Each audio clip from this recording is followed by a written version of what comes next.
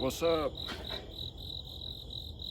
So this is just an overview to help you understand the channel. This is like insurance. Okay, this is like my own insurance for the channel, just so that hopefully anyone who's watched it, who has spent enough time, who doesn't like me, could watch this video and then maybe understand me.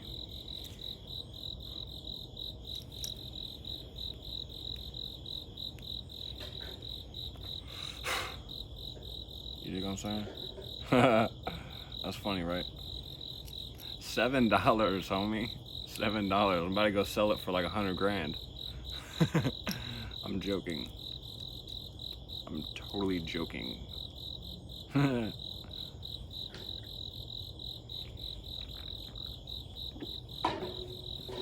let's chill out. Oh, I got bruises all over me from this big fall. I was on my skateboard and I was just pretending something. I was going like really fast and I fell in my basement and like landed, nailed my shoulder, huge bruise. Nailed my shin, huge bruise. And I took the pain well. I just like was unfazed by it, but I was hiding it. It hurt.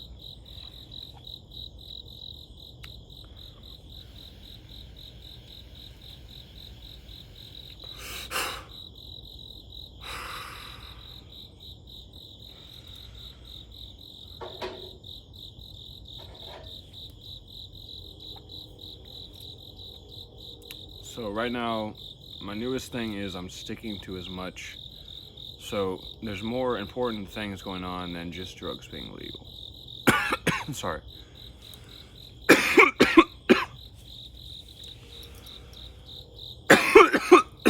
For some people, like they need replacement drugs, or they need to find, like they can't go without drugs at all.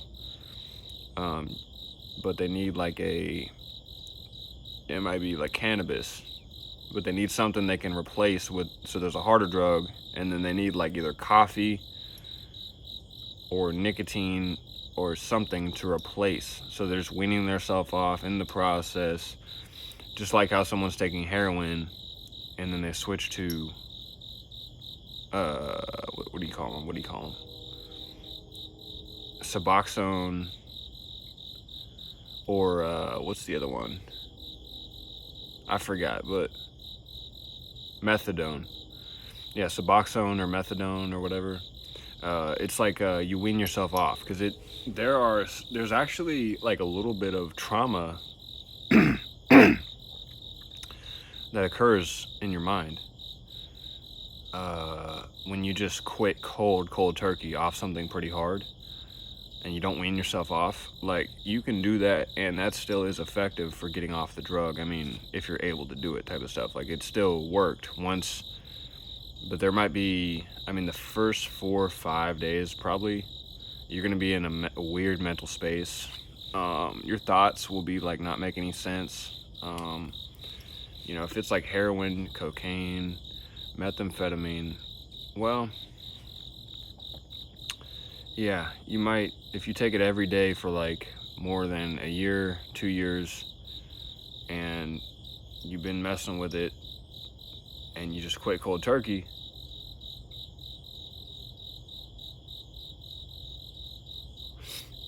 it might damage you. When I went to jail, I got off kratom cold turkey, and I remember feeling so bummed out for like 4 or 5 days. I was hanging in there. What's nice about kratom is there's a such thing as afterglows.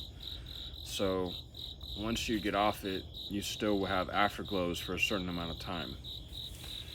So it's hard to explain, but you get off it. At first it sucks, but then once 4 or 5 days goes by, you notice these afterglows because it's been so in your system for so long that you're still getting these positive afterglows.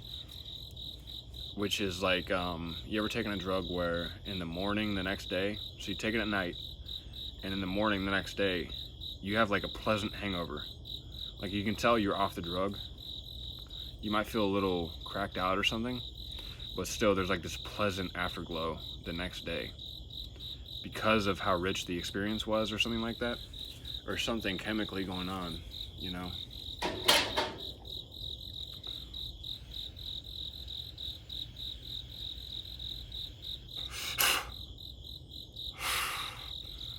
anyways, I just want to say, like, I try to be as positive as I can. Half my problem in this state is just negative people. It's half my problem, I think. I mean,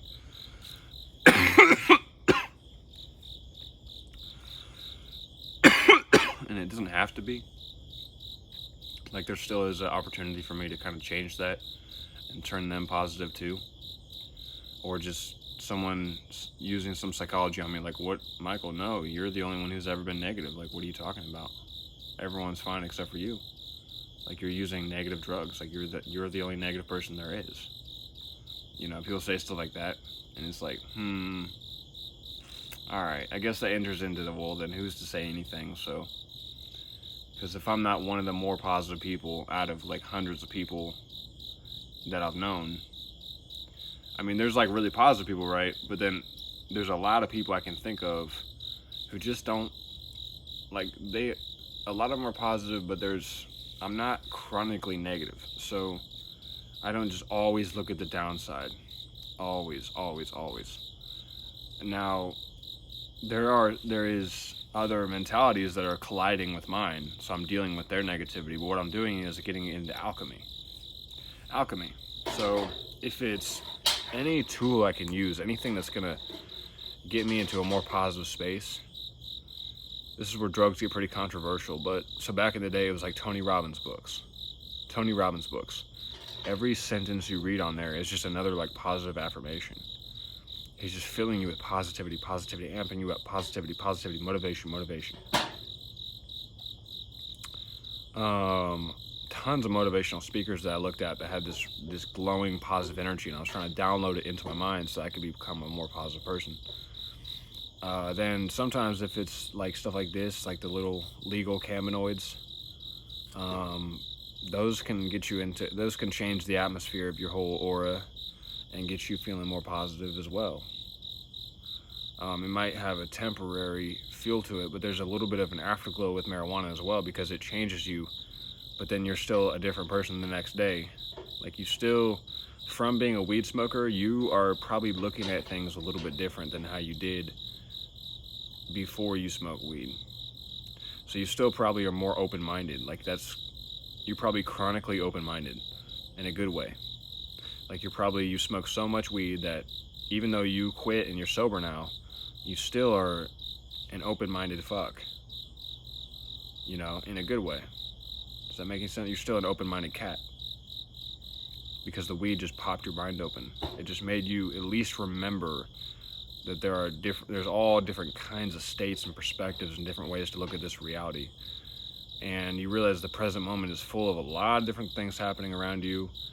And you might only have, so like, it's hard to describe the weed high. It's very hard to describe. But there's this exact effect you get with certain, and you know how weed is just weird because there's so many different kinds. There's 100 cannabinoids. There's 100 different types of cannabinoids. And even when it comes down to just the Kush strains, each one has little different, like, little chemical structures that, and different things, different levels of this and that give off different effects. And there's just this unknown. I mean, I remember feeling different off Blue Dream than I did off Sour Diesel. Those two felt different. It was still just marijuana, but they had this, like, Sour Diesel was real, had that Sour Diesel was the most of a buzz that I've ever felt off of weed. The most of a head rush where I'm like this, you know, like the alcoholic feeling on alcohol where like there's like this buzz, and then everything around you is getting watery. Like, it was kind of like that in its own way, you know? So, as I sip on some alcohol, so what I'm doing right now is trying to stick mostly to these cannabinoids. I don't go to Missouri and buy Kush. I don't do that. I just go up to a vape shop and get a little HHC pen for the most part, because I like the HHC because it's more mental effects. I've been trying out a few others. Some of them are more of a body high. Some of them have these trippy mental effects and more of just a dopamine hit and these exciting, fascinating mental fascinations you have with the things around you. Others of them are just like, whoa, I feel this glow around my body. Like, whoa, I feel good, you know? And then it's like, you know, there's an element of dopamine, I think, that travels through the whole body. Like, you can feel dopamine in your gut and in your heart and stuff like that. Like, it's hard to explain. Dopamine, I don't know how to explain it, but there's such thing as euphoria in the body. Like, you can get really high in your body, you know? So, this is just trippy talk, you know? We're just chilling here. So I went from, it's been the Kratom. 5 years now of taking Kratom at least twice a day, usually about 10 grams every dose. And now I'm going down to about, so that's like 20 pills, right? 20 pills equals 10 grams. And now I'm taking about 6 grams. 6 grams in each dose. I'm working my way off. But I take it way less. Like, I just could have totally taken a dose right there with this addicting thought. Like, okay, I'm gonna go make a video. You know what? I should take some Kratom before the video. And I didn't. So I have less of an addiction. And I'm just getting tired of it. It doesn't get me nearly as high anymore. The withdrawals are really not that bad. It just has this doom feeling.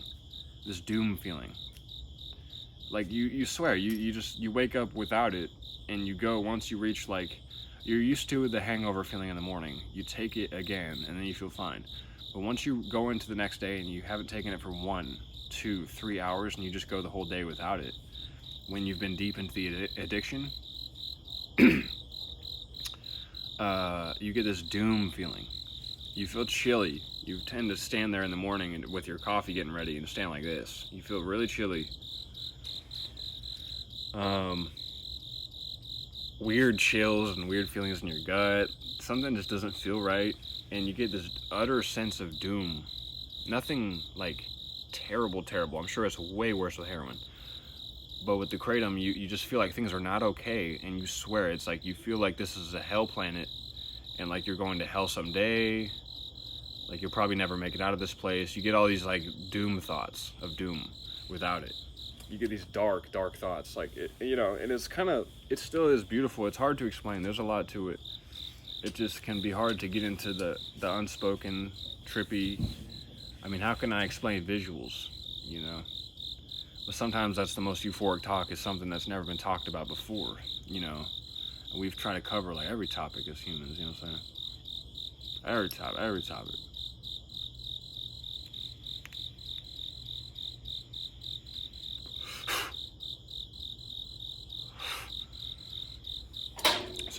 So what happens is a good old HHC or a THCP are the two that I mess with the most. I don't like Delta 10 that much. It's okay. THC 0 is okay. But HHC is my favorite. THCP has the best body high that I've felt off any of the legal cannabinoids. So I have a combination. I'll get like a HHC and a THCP together recently. And so this is HHC, and I got it looks just like it. I got the THCP one inside. And what that does is it creates this glow marijuana feeling in my body. And it gets rid of that body chills and these weird feelings in your gut and stuff. And it gets this glowing marijuana feel where I feel high off the marijuana. Also, my mental effects, I can become fascinated with the things around me and easily distract myself from the depression of the Kratom withdrawals. So what I'm doing is using cannabinoids because they're not hard on the liver. They're technically safe. There might be some problems with the vape. Like, the weird part is, I honestly be better off probably smoking Kush, like, for as far as safety wise. That's the weird part. These are supposed to be way more mild, but just because it's in a vape, and there could be some weird thing with the vape, how it goes into your lungs, and it's unstudied. And these vapes are pretty new, since like 2 years ago they started coming out. You know, so you know what I'm saying? So. But marijuana is excellent for opioid withdrawal. What I would say is, if you're trying to get off opiates, mess with either a legal or just whatever kind of marijuana stuff you can get your hands on. Even if it means taking a little bit of CBD, anything to get rid of those body aches and those weird chills and the feelings of doom, like things are just not okay, and you feel like you're headed straight to hell, just in your mind, in your thoughts. You sit around and just mope, and just feel like, oh, I feel this doom feeling, like I feel like I'm straight to, you know what I'm saying? Like, it's messed up. So what I'd say is start off with, like, if you're taking heroin or Oxycontin, I mean, who really, like, do you live on Wall Street? You have bottles of Oxycontin laying around? You know, you pop, you know, uh, like you take like 200 milligrams of Oxycontin a day or some shit. Like, how much money do you have, or where do you get that? You know, I'm very lucky to have my kratom. I don't know where to get heroin at, and there's this, my body, my dopamine in my brain is telling me, like, you know, that would be fun, you know, but in the back of my mind, I know, like, I'd be going right back looking for a $20 bill. Where can I get more, you know? Because it's gonna be like kratom all over again. It's gonna be like kratom except way better. It's gonna be like the dabs of fucking kratom. It's gonna get me really fucking high. You know, not even like that. You know, some people think that Kush is better than dabs as far as how it hits them. They just like some strong flower, bro. Out of a bong. Not a bong, like bong. You know what I'm saying? It's all kinds of different. You know how you get into partying a little bit, you get into drugs, and you end up learning so much shit about it. At the end of the day, you learn so much shit about drugs. Like, the bong doesn't get me very high. You know, the bong never got me very high. I don't know why. Kind of, but just didn't hit me the same as a blunt. Blunts always got me the highest. Dabs, I mean, it got me high, but it was like, it felt unnatural. It didn't feel as euphoric to me. I mean, I get it. Like, I was way out of my mind and everything was like trippy as fuck. I get it. But it was less euphoric to me than just smoking some good old Kush. Some green, you know? And I haven't smoked real weed in like a long time. 2 years, 3 years, you know? And I heard there's problems with it. I heard it's like hard to get good stuff locally and stuff like that. Like, you might as well go to Missouri type of shit. Like,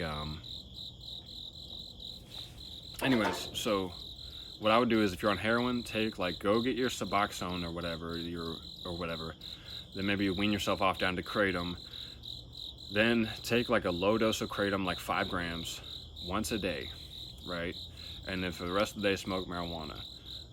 Like, or maybe if you live in Kansas like me, get, like, I'm just saying, like, as far as the doom feeling from the body aches and like that negative, when you just come cold turkey off it and you're just like, I feel like crap, you know, marijuana is excellent for healing, and it's way better for you. Like, if you're smoking flower out of like a joint, like, there's like this certain safety to it, whereas as much as you're like out of your mind and stuff like that, still, it's not like killing brain cells or anything. Like, it's just adding the CBD into your body. It's gonna make you less cancerous, you know, like, as long as you're not smoking out of a blunt, and it's over time, you're gonna get the tobacco in your lungs. If you have like a joint or a pipe or a good way to smoke, it's pretty straight up, if you know what I mean. Like, it's not, each one of these drugs has some big part of the body that it kills. Opioids, I mean, any kind of, I don't know about heroin, but any kind of pill is gonna be hard in the liver.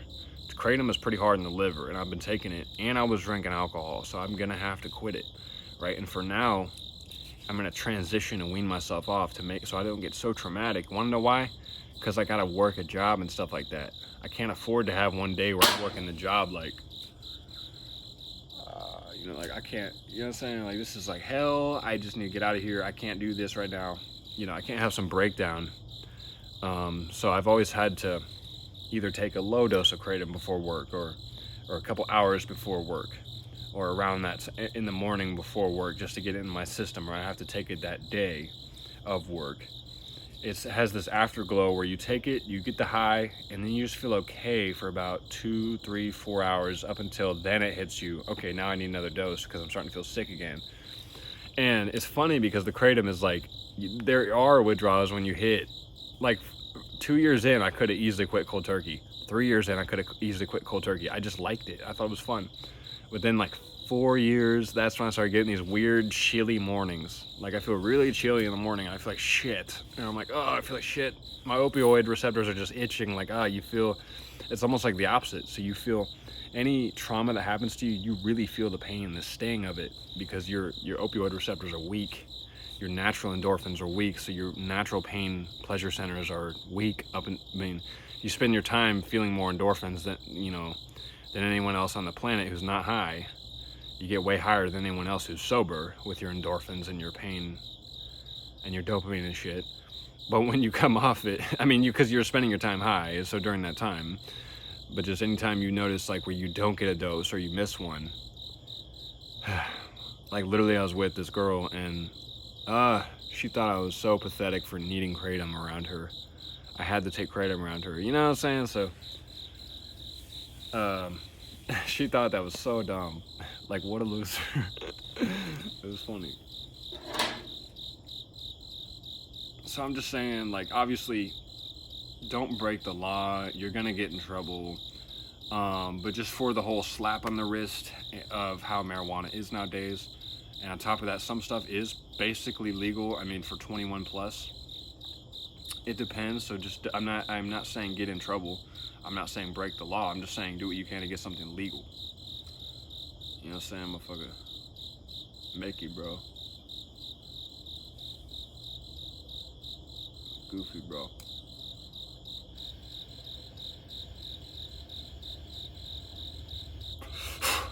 Because I'm successfully just waking up and taking less and less and less kratom, and pretty soon I'm going to cut it out. The alcohol is down to about 2 White Claws a day. About 2 White Claws or 2 beers a day. It depends on what I get. But we always have White Claws sitting around our house.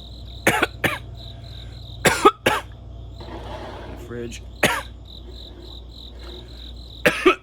So. Alright guys, peace out.